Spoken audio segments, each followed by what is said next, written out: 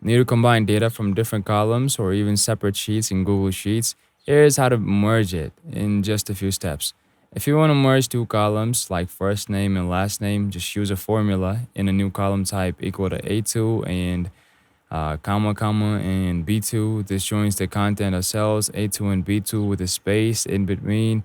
Press enter and then drag the formula down to apply it to the rest.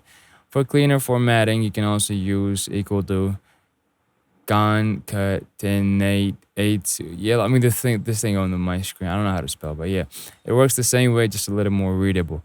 Now, if you are combining data from two different sheets using the import range function, just use type equal to import range and everything that's written in the bracket, just copy it down.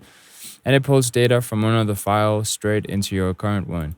This is super helpful for working with large projects, class lists, or reports from different themes, and that's it. Fast and simple data merging with Google Sheets. If you saved time by watching this video, hit follow for more quick sheet tutorials. And until then, I'll catch you in the next video.